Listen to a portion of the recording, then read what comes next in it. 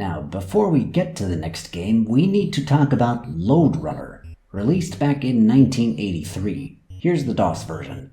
The game itself isn't all that important here. What's important are these purple and white dudes that chase you around. Why are these important? Well, Hudson Soft got the license to port the game to the Famicom, or NES, which they did in 1984 in Japan and 1986 in North America. They also gave the game a graphical overhaul, and here's the design they came up with for the enemies in the game. The box art shows them to be pretty generic robots, if you ask me. 1 year later, the decision was made to make a version of Bakudan Otoko for the Famicom, and programmer Shinichi Nakamoto made Bomberman for the Famicom in a legendary 72-hour programming session.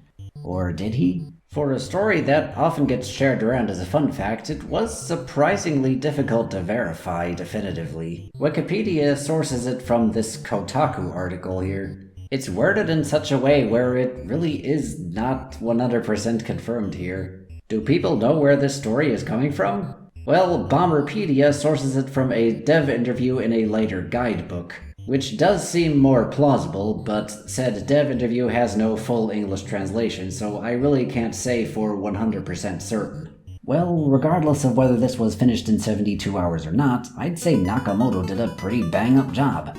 Oh, and those Lode Runner enemies? Well, here is what Bomberman looks like in the game. They recycled the sprite for him.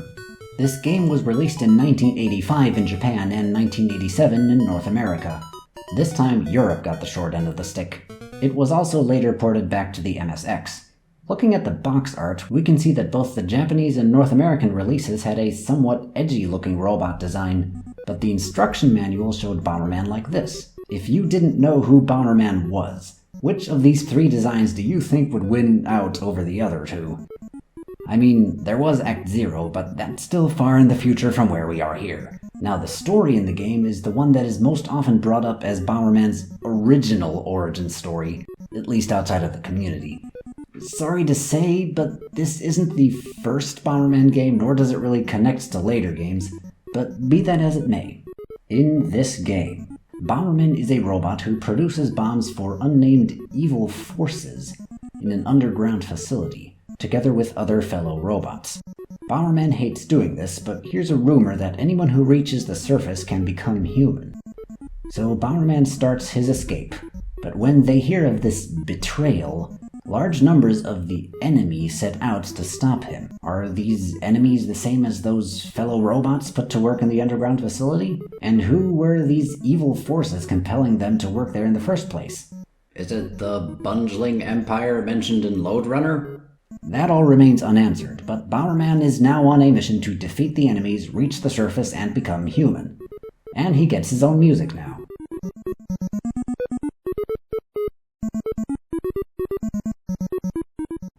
Movement is fluid now, and if you hold up and right, or any diagonal combination, you do this.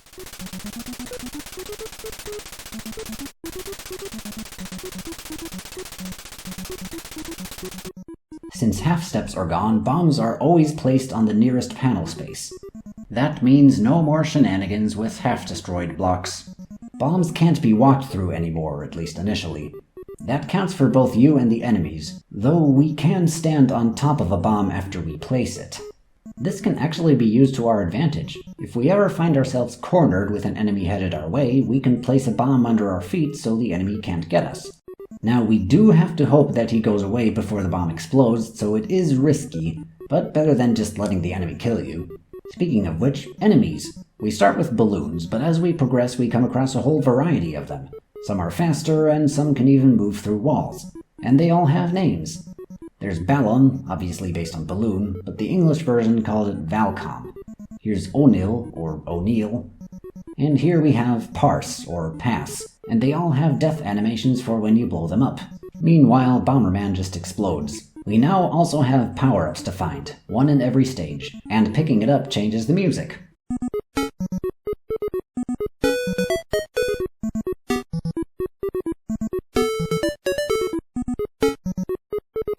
Useful for remembering if you've found the power-up panel in that level yet.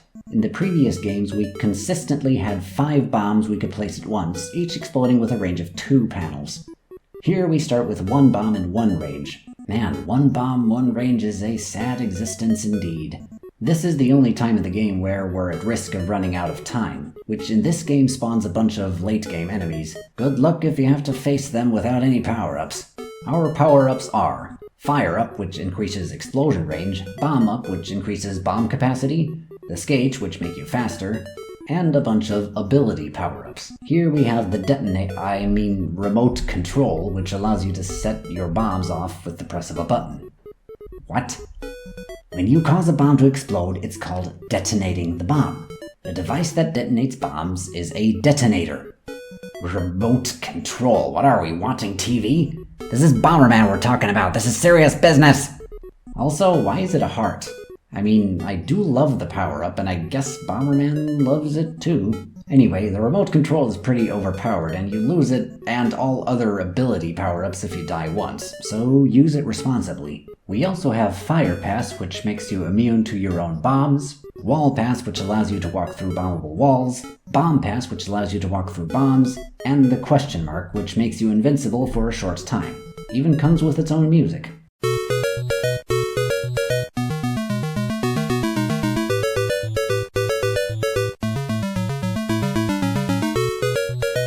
And there are some special power-ups for bonus points if you complete certain conditions, like defeating all the enemies with only 7 bombs, and stuff like that. The game consists of 50 levels, and this time you actually need to use the exit door after defeating all the enemies in a stage. Bombing the exit door or a power-up will again spawn a bunch of enemies, which again might be something you want to do if you're going for the high score, but I wouldn't recommend it if you're just trying to get through the game. And there's very little variety. Only things that change are you getting more power-ups and there being more and different enemies. It is an exercise in patience, especially since Bomberman in general takes some time to learn to play properly. The only thing that mixes things up are the bonus stages after every 5 levels where you are invincible and try to kill as many infinitely respawning enemies that you can until the time runs out. The music here is probably more associated with the later battle modes, but it started out as, well, just the music for the bonus stages.